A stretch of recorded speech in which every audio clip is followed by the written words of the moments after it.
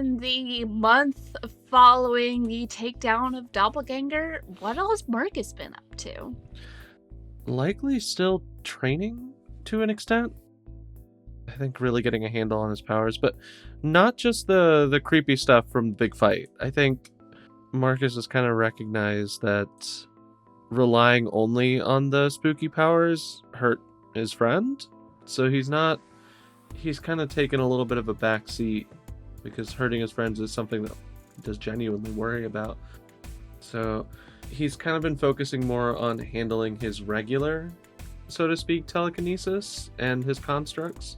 Now, granted, they've always kind of been invisible telekinetic constructs anyway, but he's kind of more focused on finite control. Kind of like when he was with Sister Cinnamon.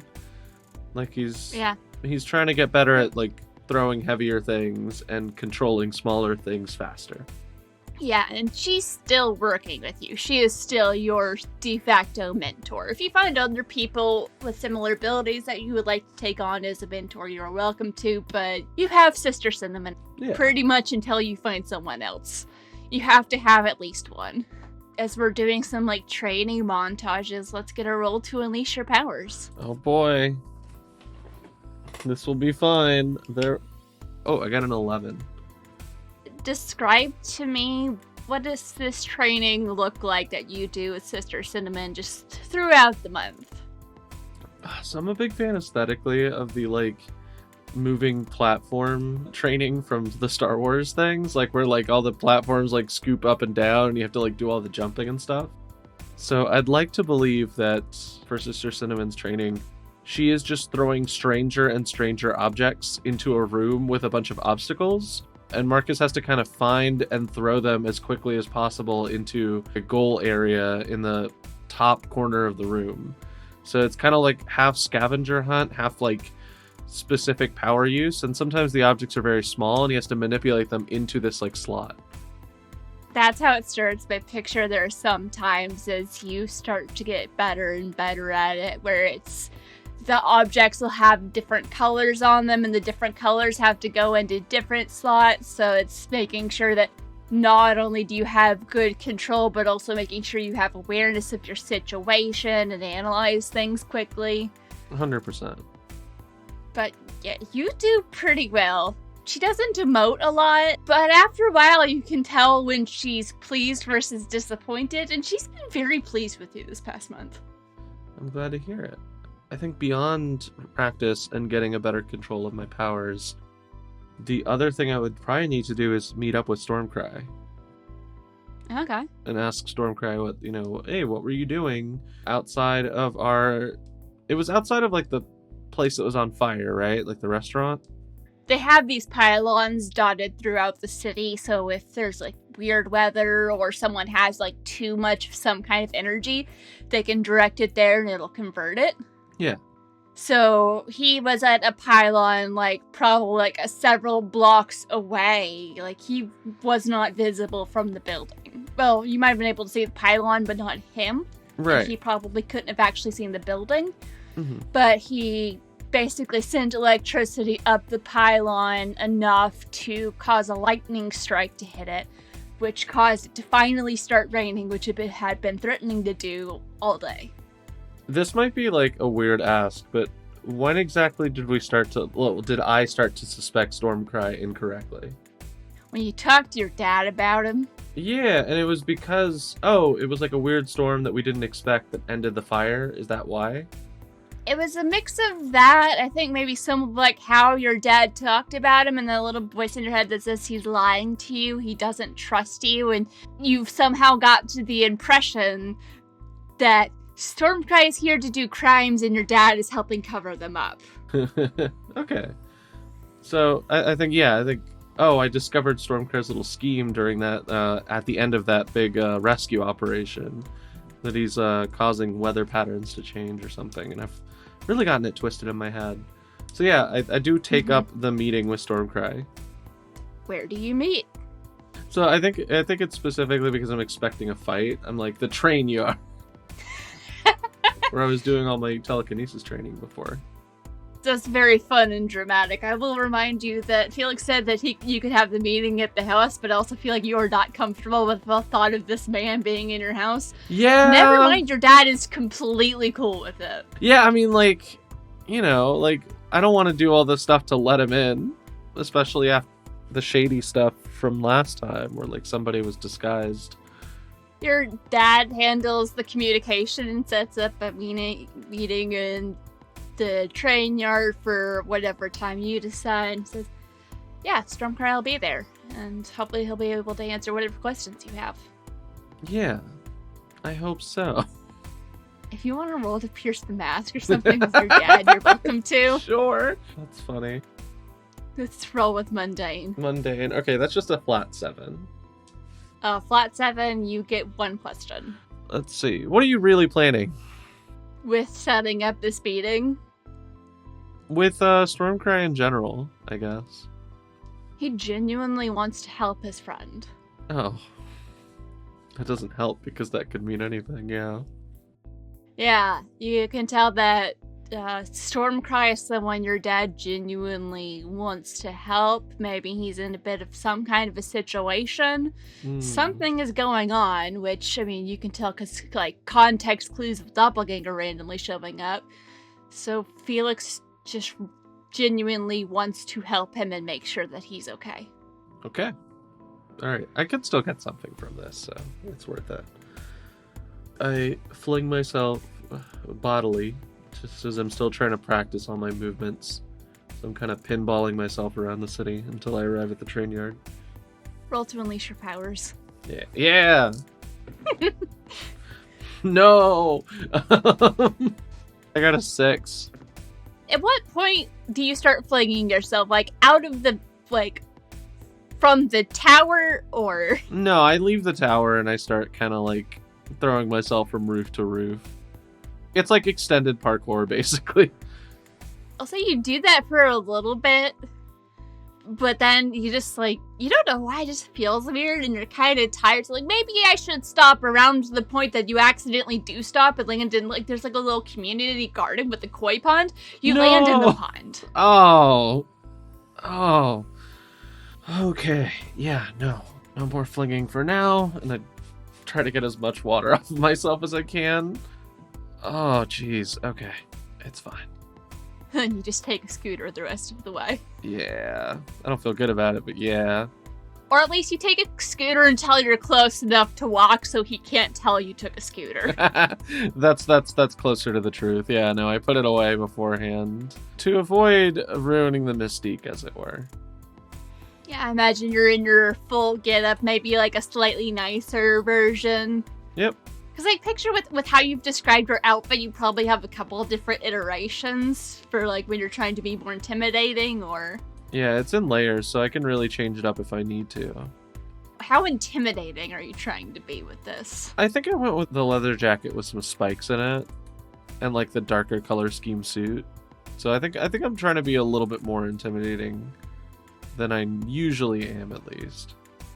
Yeah, so you arrive just about right on time, and as you're walking through, you hear this staticky noise and smell the faint scent of ozone, and as you round one of the train cars, you see Stormcry. You recognize him somewhat from the video you saw, and he's just fine point zapping little pieces of metal and stuff that are in the ground to make them jump around in the gravel.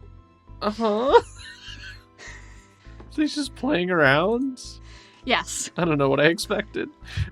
Yeah, so I land and I kind of approach. So you're Stormcry, huh? And in my head I'm like, oh no, I could have said something way cooler. Yep, that's me. Glad to meet you. You here, Kid Phoenix? Yes. Yeah, he's holding out his hand for a handshake. I look around briefly to make sure. Then I think about it, I'm like, what if he zaps me when I shake his hand? But would you like to roll to assess the situation? I love this because this is an obstacle of my own creation. So every single dice roll you make me have feels like it's out of pity. What'd you get? It's a 3. You see the hand, just part of you knows that if you touch him, he is going to electrocute you. This man is here to kill you. I kind of put my hand to my side. Nice to meet you too. Awkwardly, like, takes his hand back and just, like, sticks his hand in his pockets. Because of course his suit has pockets. Oh, that good. Smart. That's actually very smart. I'm glad. No, I put my hands at my side and I kind of focus a little bit, trying to make sure I don't appear too out of it from this whole situation. I have some questions for you about, if you recall, there was like a fire a couple weeks ago, or I guess it would be a month ago now. Yeah, I was on a walk and I saw the smoke and saw one of the pylons. I hope I was able to get it raining in time. It took me a while to actually get into it because I was also trying to not break anything on my way in. So you were breaking into the pylons? There wasn't anyone there to give me official access, and triggering the storm, it's been a while since I've done that, and I didn't feel comfortable doing it without, like, getting my hand on it. I didn't want to accidentally fry anything. Okay. Interesting. I've kind of been out of the game for a bit, except for some, like, just small-scale stuff. I mean, holds up his hand, just, like, little sparks dance around his fingers. It's habit at this point, but haven't done anything that big in a while. Hand goes back in the pocket. He seems to understand that you're slightly nervous, so he's keeping his hands in his pockets. So, why retire? Yeah, roll to pierce the mask as you ask this question. Okay. Oh, much better. That is an 8. Alright. You get to ask one question. Oh boy. I guess what are you really planning would be the closest. When you ask him, like, why you retired, I'm guessing you were starting to ask what happened to your team. Yeah, what happened to your team? Why is my dad trying to help you so much? Like, those sorts of questions. When you ask, like, why retire, what happened to your team, he briefly gets this far-off look, like he's remembering something he doesn't like to think about. He says, well, we had done the thing we set out to do and didn't go as planned, and we figured it was best to just disappear for a bit, figure out what we wanted to do next, and just kind of stayed disappeared for a while. I guess my other question is, why is the Phoenix trying to help you so much? Gets a bit of a smile on his face and says, we're old friends, and I noticed some chatter in a couple of forums I was keeping an eye on. It looked a little concerning, so figured I should give him a heads up in case it was actually anything, and I was meaning to relocate, so just figured I'd stop by. We used to do a lot of work together back in the day. Okay. Interesting. What sort of chatter? Is something unsettling or unexpected coming to town? Well, I wasn't really sure at the time, but just a group we had dealt with before saw some... Well, I mean, the forums never really died down, of course, because there's always people wanting to talk shit about all kinds of things, but started seeing some words and phrases being used that used to have a double meaning before, so I wasn't sure. I just wanted to bring it in, check on things. Wasn't sure if it was anything, but heard that someone unexpected popped their head up a couple days ago, so it might be a little bit more, and I'm kind of glad I brought it in. You can read someone unexpected as doppelganger. Yeah. Actually, would you like to roll to assess based on the information he's sharing? Yeah, I think altogether. I feel like I can form a humble onion now. Oh, that's a -1. That's just a 7. You get one question. Okay. What is the biggest threat? As he's talking, you're able to connect a couple of dots.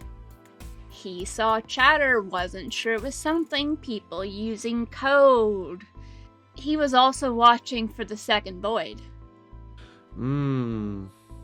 Not sure how he's connected or what he knows about them, but he was also keeping an eye out for if they started talking again like they were planning for something. And the first thing he did when he found out was come back to the city, and a day or two after you saw him, make contact with Felix. Oh, okay. You don't know if he knows your dad is Felix or not. That's why specifically when I was talking, I said the Phoenix. Yeah. You don't know exactly what the connection is there beyond the fact that they've worked together before and your dad absolutely trusts this person.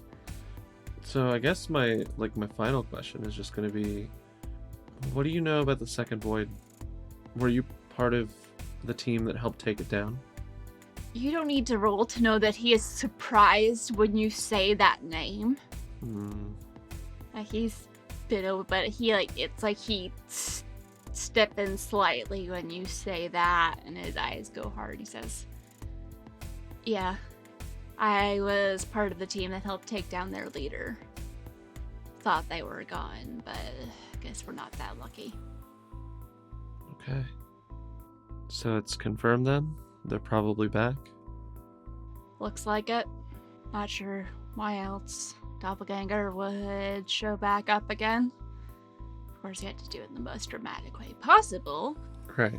Yeah, I don't know what they're trying to do, but there's something going on. Okay. Don't mind my asking, how'd you find out about it? Did the Phoenix tell you? There were some things that came up when we were fighting Doppelganger that made me suspicious, so I wanted to find out more. Yeah, they haven't been active in a long time.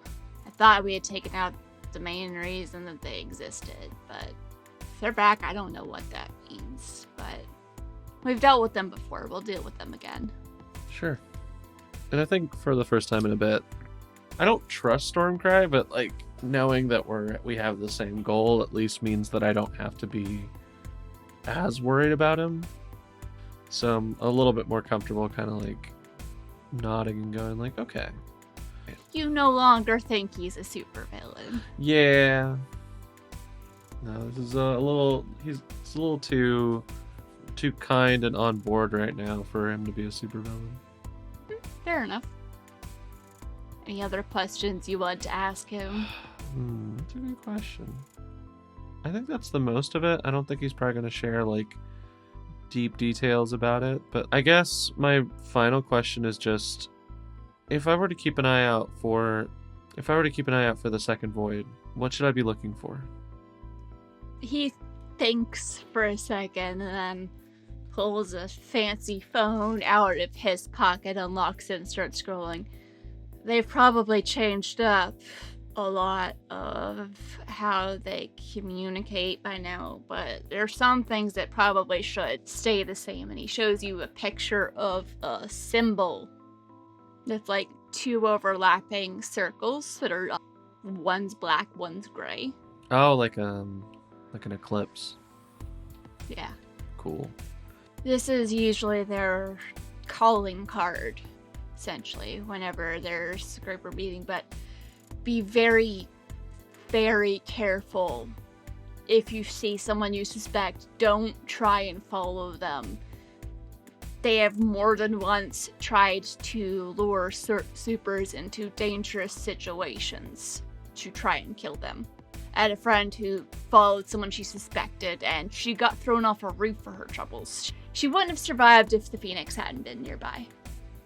He hasn't referred to the Phoenix as your dad. That is me slipping up. I mean, people know that I'm related to the Phoenix. People know you're adopted. Yeah, people, they would say your dad. They just don't know, the Phoenix's secret identity. He hasn't. Yeah, exactly. So, yeah, no, it should be fun. He only refers to him as the Phoenix. I've slipped up. He has not referred to the Phoenix as your dad. You are A-okay.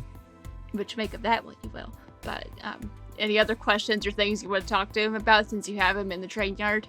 That was the most of it, really. I just wanted to figure out what his deal was, and that gives me something to go off of. I think he might ask you a couple just general questions about, so how you liking the superhero life? I mean, I was kind of born into it. I guess I could have decided not to engage with it, but it's what I do. It's the most important thing in the world to me. Having that kind of legacy can be a little heavy to carry, but from what I've heard and what I've seen, you're doing a good job. Thanks. I'm still like a little tense, but not as much. Anything else you need help with, the Phoenix knows how to reach me. Okay. Thank you for your time. Of course. Happy to help. And he turns and walks away. What do you do after that? That was the most of it. That was most of my like post-season things that don't involve other people. Is I want to keep training, I want to get stronger, and then specifically talking to Stormcry.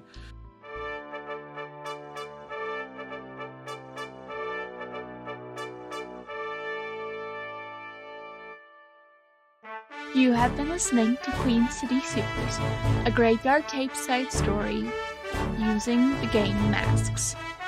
Masks: A New Generation is a superhero role-playing game in which a team of young heroes fights villains, saves lives, and tries to figure out who they are. Featuring Caitlin as Madigan, aka Scarlet Sentinel, the Janus.